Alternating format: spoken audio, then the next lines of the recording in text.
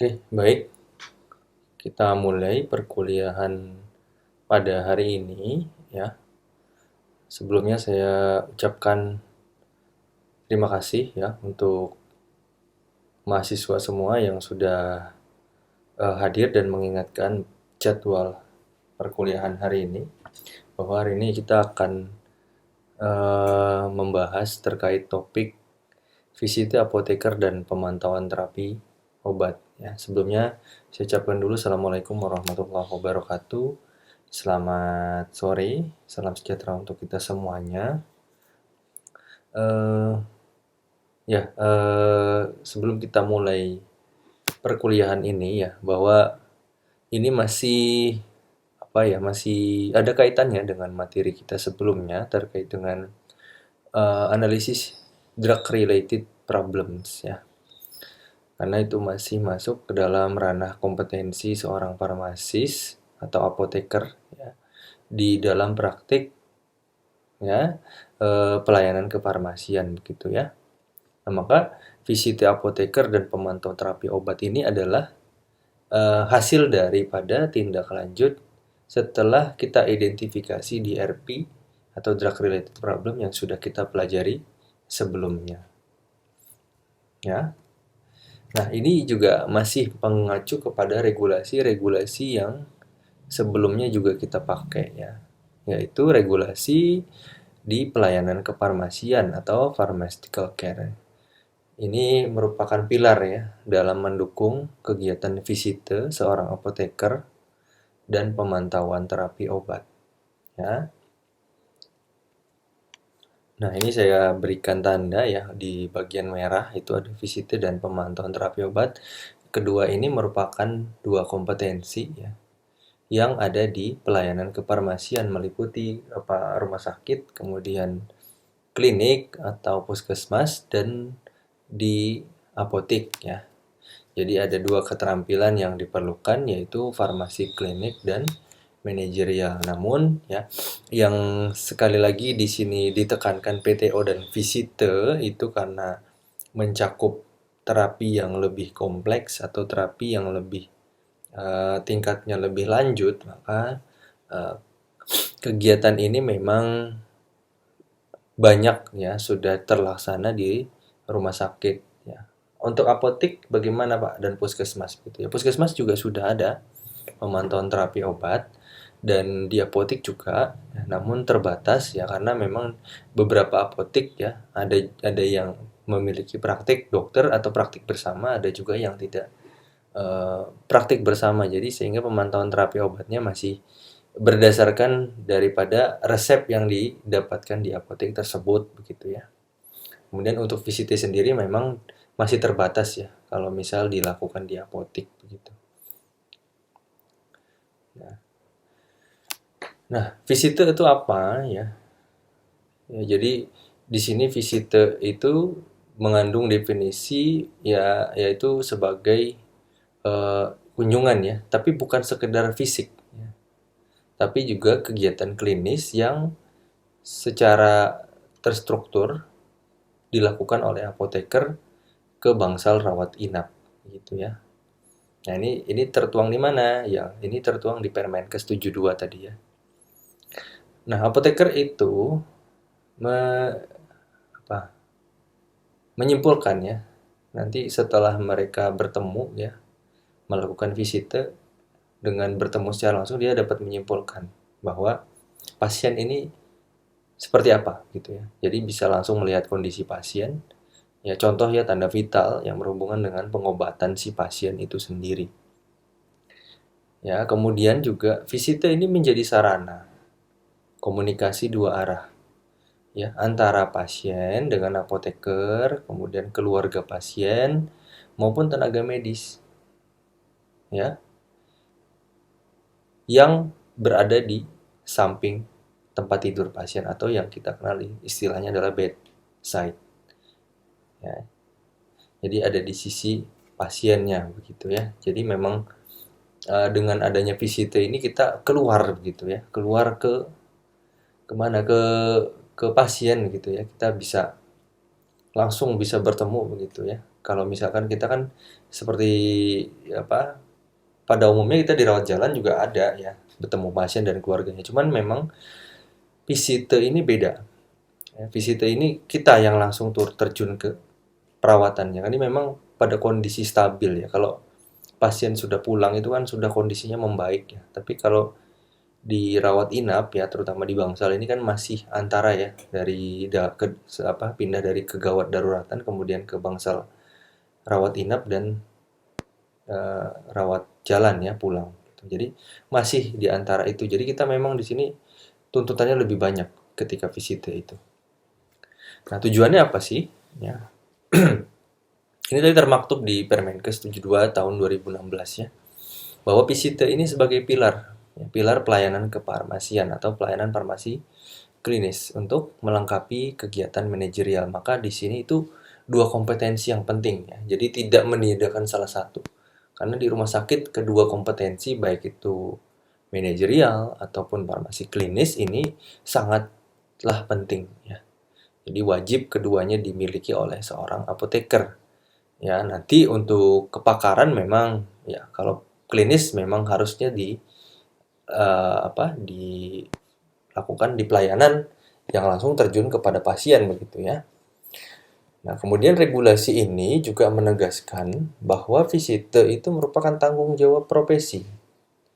Sekaligus ya kewajiban hukum seorang apoteker di rumah sakit demi menjalankan keselamatan pasien ya, atau kita kenal dengan istilah patient safety ya. Patient safety ini adalah sasaran keselamatan pasien yang juga dituntut ya oleh WHO yang macam-macam ya. Jadi utamakan ya keselamatan pasien karena ini bukan lagi hanya sekedar seremonial ya, atau istilahnya apa ya, momentum ya. Jadi bisa kita show on dengan profesi kita ya, ya salah satunya dengan kita melakukan visite gitu ya. Kita bisa dikenal dengan masyarakat gitu ya, pasien lihat kita, oh siapa ini gitu, oh apoteker visit. Nah ya, jadi yang selama ini tuh hanya dikenal kita di belakang begitu ya, dengan adanya visit ini kita bisa lebih maju gitu ya, bisa dikenal dengan keluarganya pasien, kemudian kita bisa juga setara ya, nanti dianggap setara atau sederajat dengan nakes yang lain ya, terutama dokter gitu ya. Nah, jadi visite ini juga ya istilahnya sebagai instrumen ya. Tadi salah satu kewajiban ya, yang harus dilaksanakan, tapi juga dia di sini berguna sebagai instrumen. Untuk apa? Untuk menjalankan proses pemantauan terapi obat atau PTO yang efektif.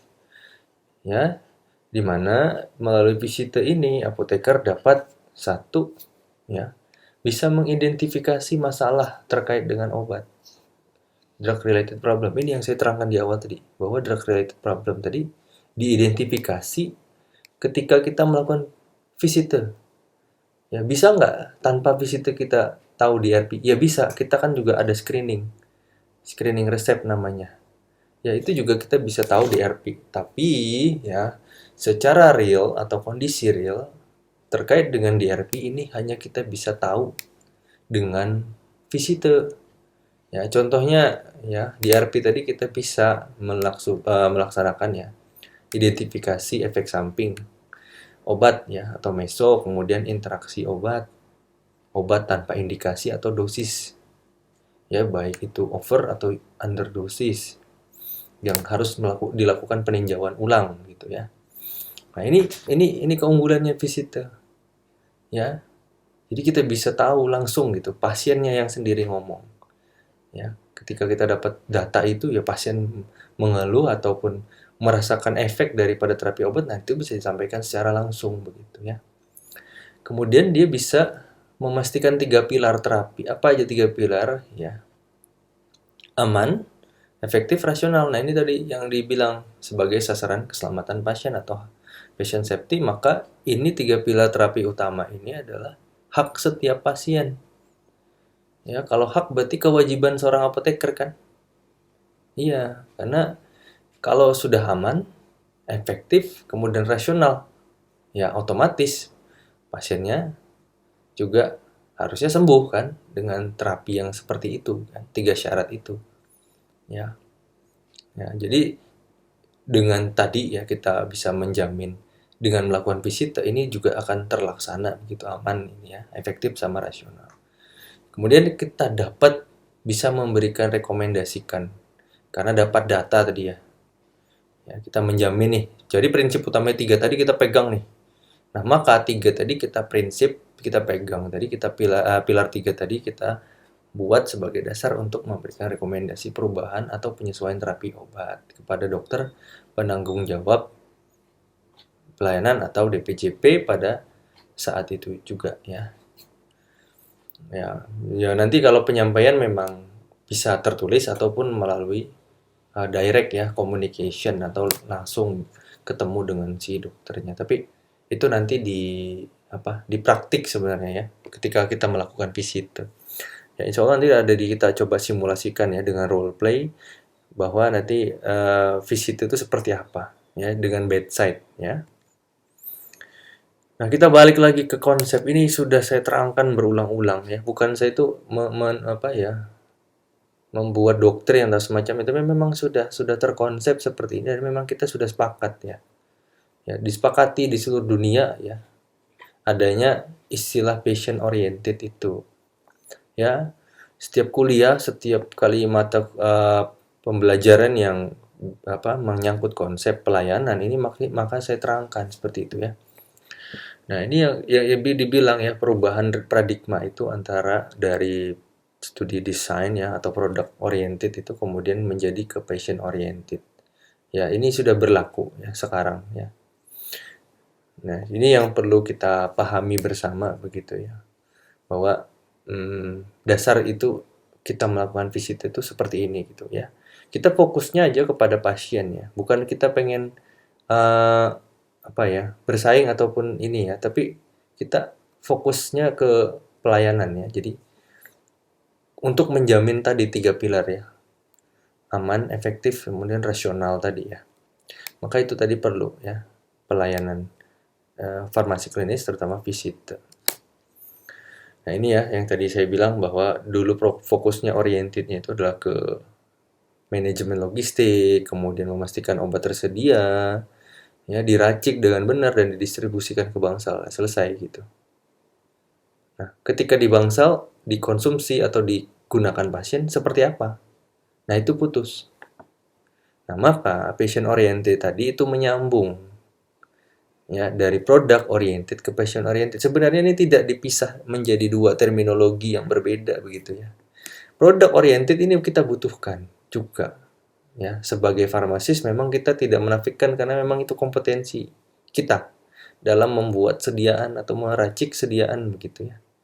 Nah, kita tambahkan satu kompetensi lagi di mana di situ berfokusnya kepada pasien. Yaitu tadi setelah ke bangsal, pasiennya menerima obat dan dikonsumsi, maka fokus kita beralih kepada kesembuhan dan keselamatannya itu tadi begitu ya. Ya, ini tadi hak pasien kan? Ya, aman, efektif, kemudian rasional itu hak semua pasien, maka itu tanggung jawab seorang apoteker dalam mengawal obat. Nah, itu makanya ada ilmunya farmakokinetik, ya, farmakodinamik sebagai ilmu dasar seorang farmasis sebelum dia terjun melakukan pelayanan seperti ini. Ya. Nah, terapinya yang diharapkan seperti apa? Apakah muncul reaksi obat yang tidak diinginkan dan macam-macam itu ya. Nah, itu kita bisa prediksi sebenarnya ya. Dengan literatur juga sudah banyak seperti sekarang ini ya. Nah, jadi VCT ini jadi jembatan utamanya. Ya, maka tadi kita sepakat tadi mengatakan bahwa VCT itu sebagai instrumen ya bagi seorang apoteker dalam mengidentifikasi masalah terkait pengobatan. Ya, ini tadi ya. Maka tanggung jawab kita itu bukan hanya sebagai pembuat, tapi juga memastikan produk itu aman begitu ya. Setelah obat dikunyah, kemudian masuk ke dalam saluran cerna, menjadi terintegrasi ya. Ini di biofarmastika kalian sudah paham lah ya.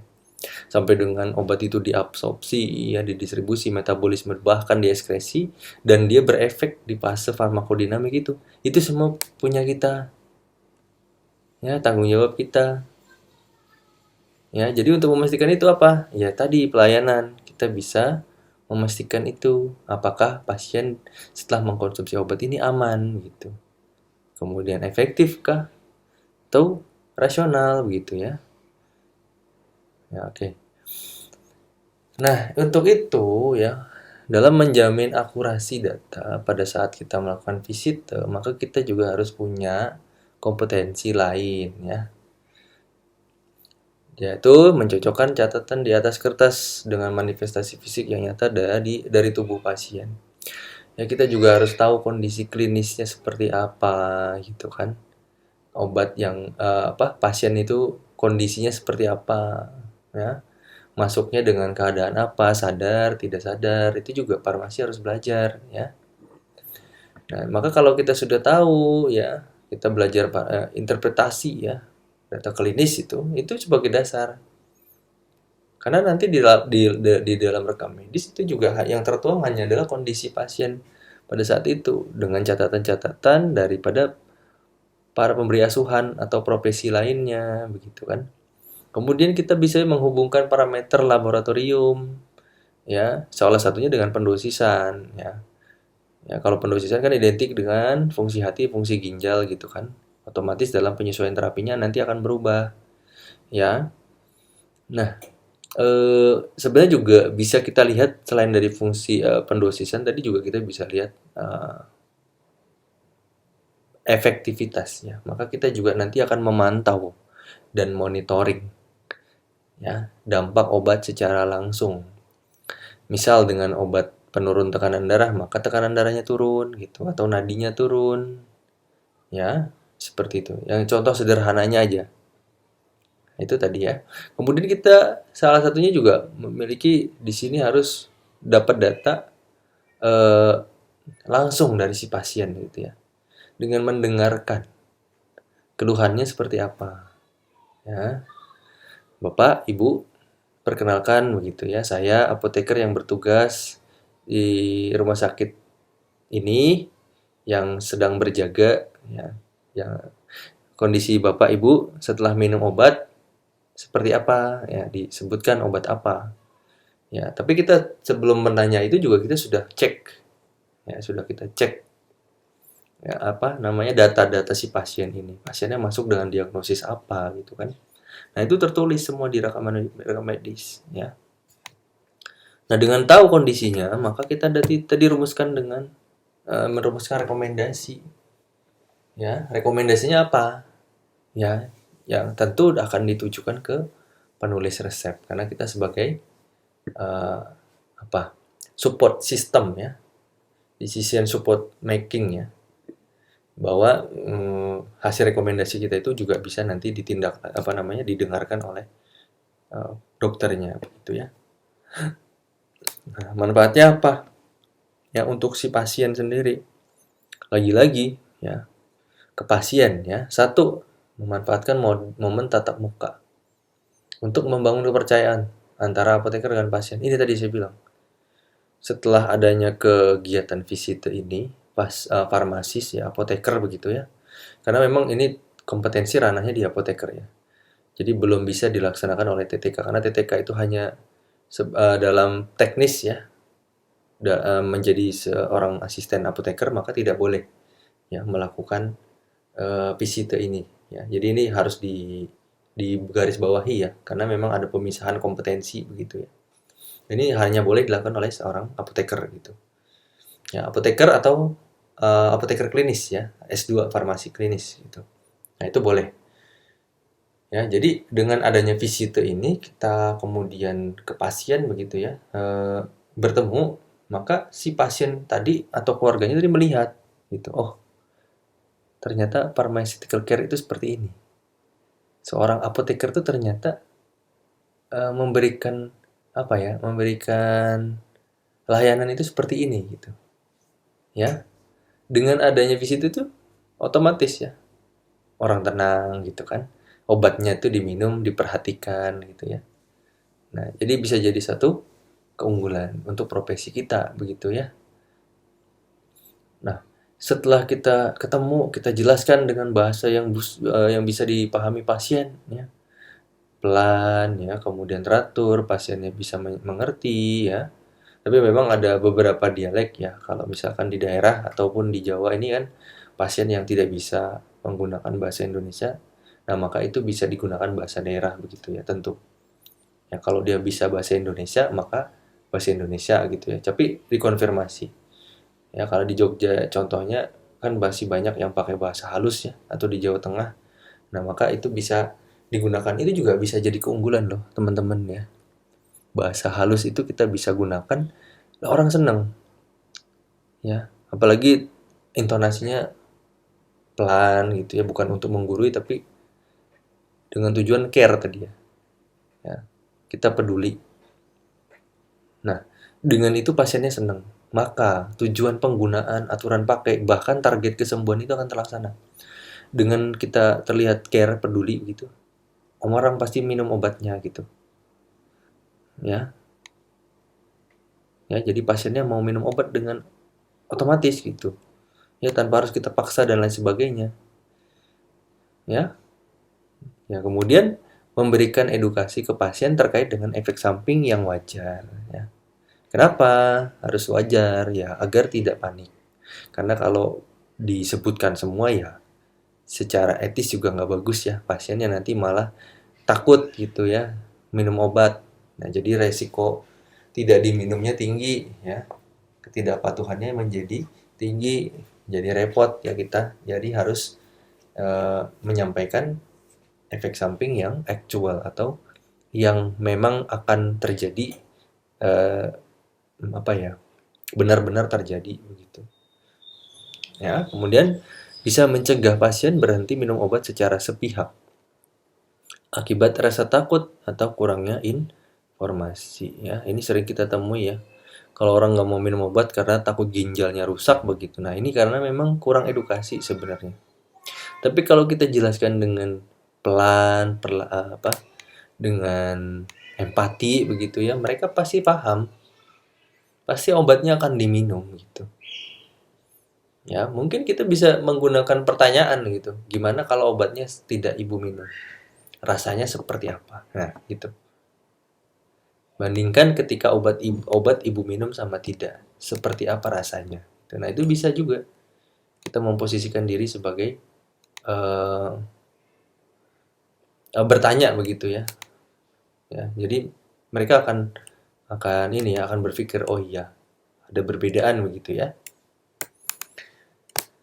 Nah, tadi untuk visite apa konsepnya seperti apa begitu. Nah, secara teknis visite itu juga bisa dilaksanakan secara mandiri dan secara interprofesional atau berbarengan dengan nakes yang lain.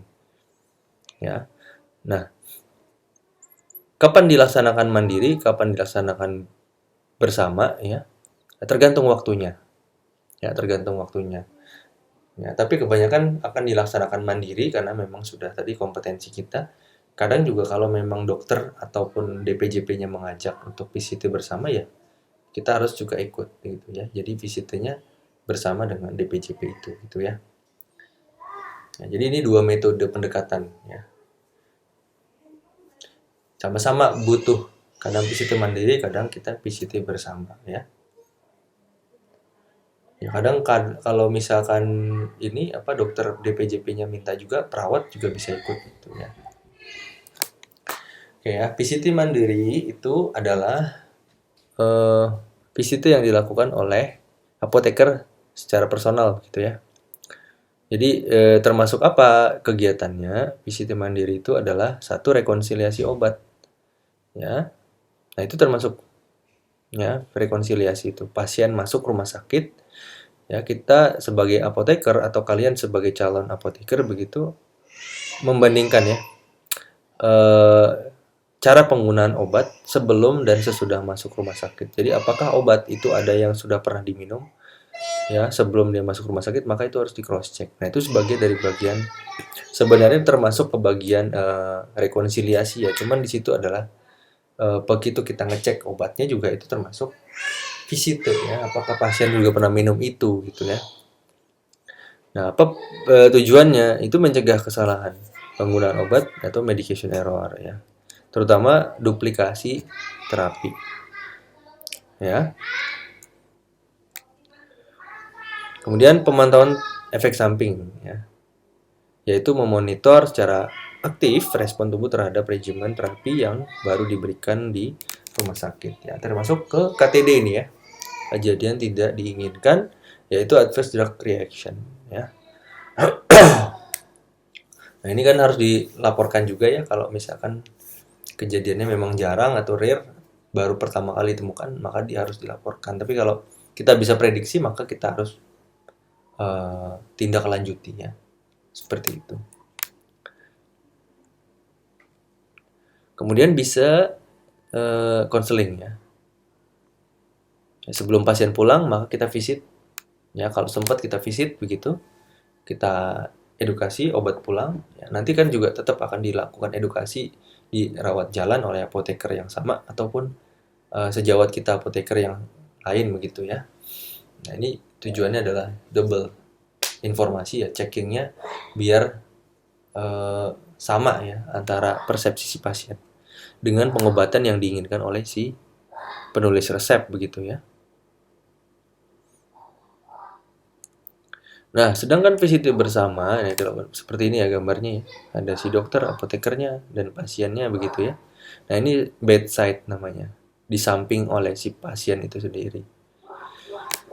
Nah, ini kapan dilakukan ya tergantung. Biasanya DPJP minta bersama ya. Ayo kita visit.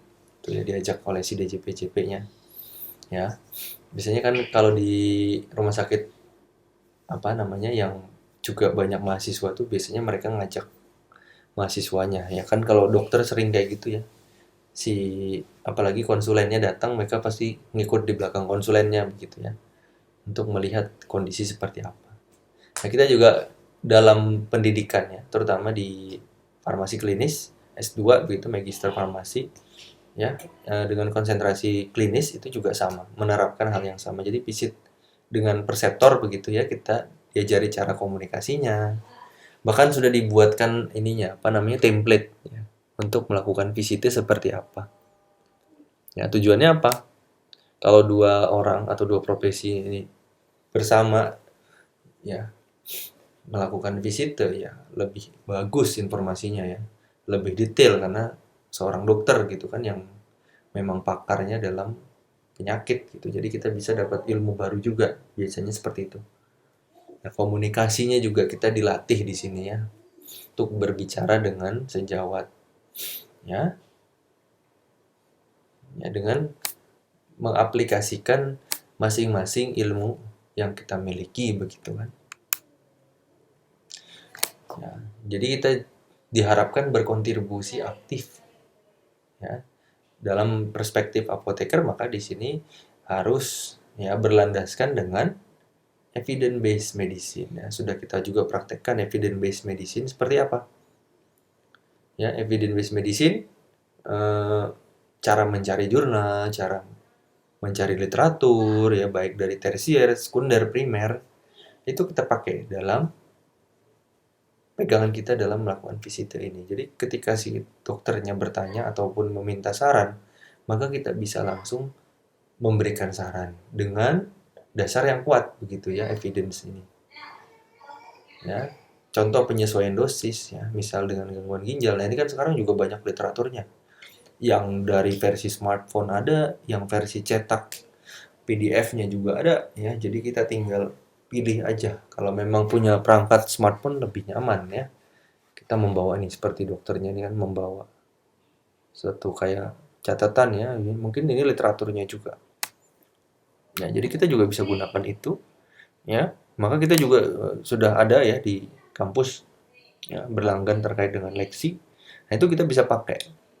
Ya, di sana semua kan informasinya terangkum dengan detail begitu ya. Nah, untuk apa? Untuk mendiskusikan regimen ya, terutama obat yang cost dan efektif ya. Nah, kemudian ya, apalagi ya, fokusnya di sini adalah sinkronisasi. seluruh intervensi medis agar berjalan selaras dan tidak saling bertolak belakang. Jadi kita satu suara. Ya. Jadi seluruh tim itu memiliki pemahaman dan tujuan yang sama, satu, yaitu memulihkan kondisi pasien. Pasiennya sembuh, terapinya efektif, aman, dan rasional. Ya. Nah ini tadi ya.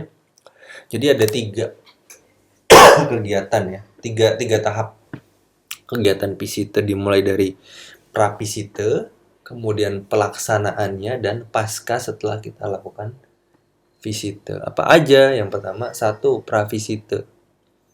Itu kegiatan persiapan di mana sebelum kita bertemu dengan pasien, maka kita harus melakukan persiapan di nurse station. Biasanya rekam medis itu ada di situ. Ya, kita baca di nurse station tadi. Ya, jadi kita harus baca dulu karena kita nggak tahu nih visite langsung, kemudian kita nggak tahu diagnosis dan lain sebagainya.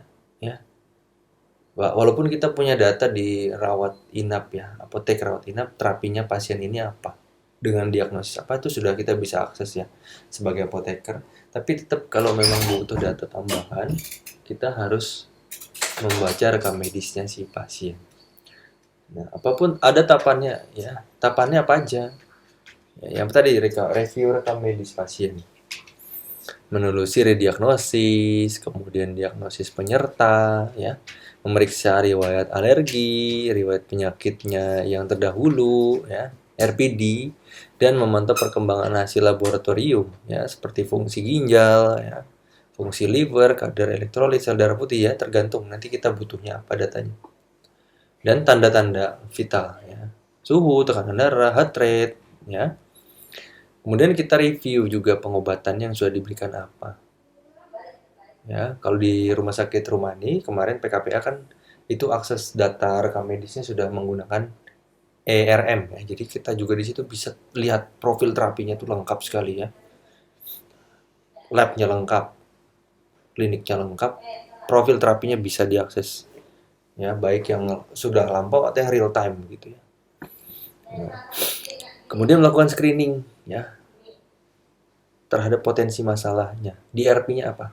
Yang mau kita cari atau mau kita analisa. Ya. Sesuai dengan kondisi si pasien terutama apa khususnya ya. Nah, kemudian pelaksanaannya itu sendiri atau tahap interaksi langsung kita di samping tempat tidur pasien atau bedside untuk memvalidasi data yang kita ingin kaji begitu ya atau kita analisis. Apa kegiatannya? Ya, yaitu komunikasi terapeutik ya. Kita membuka interaksi, senyum, salam, sapa, memperkenalkan diri sebagai apoteker di bangsal begitu ya. Ini saya tadi contohkan ya. Kemudian tujuan kita ngapain ke situ? Ya harus kita jelaskan juga. Nah, ini juga harus tahu kondisi semua ya, mahasiswa, adik-adik. Kalau pasiennya lagi istirahat ya jangan. Nah, kita juga harus tahu kondisi pasiennya ya. Nah, yang ideal itu kan berarti kan tidak pada saat jam istirahat begitu kan. Ya. Maka kita bisa visite di situ ya. Nah, ini juga tujuan kita ya. Tadi apa yang kita lakukan? Kita mau ngapain ke situ? Ya. Ya, terutama dengan bahasa yang empati, suportif, mudah dipahami. Ya, jadi ya bahasa-bahasa farmasi yang kalian sering dengar ya atau kalian praktekkan pada saat kuliah tidak bisa dibuat ke pasien begitu karena rumit juga pasien nanti nggak ngerti instruksi kalian. Rutenya apa? Bolus intravena gitu. Nah, nggak ngerti ya. Rutenya apa? Ini obatnya diminumnya gimana? Per oral gitu. Nah, itu susah di mengerti ya pasiennya. Nah, rutenya diminumnya seperti apa? Bapak, Ibu, ya, apoteker gitu kan. Ya, ini 3 kali sehari diminum setelah makan ya. Nah, itu kan oral. Itu sebenarnya setelah makan kan menjelaskan oral. Ya. Kemudian melakukan wawancara. Ya, terukur, terstruktur untuk mengkonfirmasi kepatuhan dan pemahamannya. Ya, misal, ya, apakah terasa mual atau gatal setelah tadi obatnya disuntik atau setelah Bapak atau Ibu disuntik gitu kan. Dengan mengkonfirmasi itu, maka kita juga bisa langsung melihat tanda fisiknya. Apakah ada ruam ataupun bengkak setelah disuntik misalkan ya, atau alergi yang setelah obat itu dikonsumsi begitu ya. Atau terjadi efek diare kah setelah minum obat, atau mengalami batuk kering setelah diberikan obat misalkan. Nah, itu kita bisa cross check ya. Kemudian setelah data kita kumpulkan ya, maka pasca visite ini adalah tindak lanjutnya. Ya, tindak lanjutnya apa? Ya, tindak lanjutnya itu pengumpulan data. Ya, setelah kita lakukan dokumentasi ya, itu menggunakan metode SWOT yang kemarin sudah kita pelajari ya. Subjektif, objektif, assessment, sama plan kita apa. Ya, ya kemarin bahwa banyak metode ya yang bisa kita gunakan selain SOAP, SBAR juga, kemudian FAM, PAM juga. Cuman kalau yang umum kita pakai itu adalah SWOT ya, maka ini adalah bentuk tindak lanjut seorang apoteker. Nah, yang tadi pada saat pelaksanaan apa saja yang harus kita perhatikan saat melakukan visite ya. Karena kita sebagai tenaga kesehatan ya yang disumpah begitu ya, maka kita harus menjaga kerahasiaan ya, menjaga kerahasiaan data pasien, hasil wawancara ya, hasil asesmen kita kepada pasien itu tidak boleh didiskusikan ya, baik itu penyakit atau data-data sensitif, terutama di area publik seperti koridor rumah sakit atau lift ini banyak kita temukan ya, apalagi mahasiswa begitu ya. Ya, karena saking excited begitu habis visit langsung ngobrol masalahnya, pasienmu kayak gini-gini, nah padahal itu di kantin misalkan, di kantin rumah sakit. Pasienmu tadi kayak gini-gini ya, oh padahal itu tadi di lift gitu ya. Nah itu nggak boleh ya, secara etis tidak bagus ya, bukan tidak bagus tapi sudah kerana hukum nanti malah ya, jadi sebaiknya tidak boleh dilakukan ya. Ini pasti juga kalau misalkan sebelum pelaksanaan PKPA atau pelaksanaan apa PKL gitu pasti akan disampaikan terkait dengan etika pada saat menjaga kerahasiaan pasien ini. Ya, kemudian menghormati profesi lain. Nah, ini yang sudah apa tadi?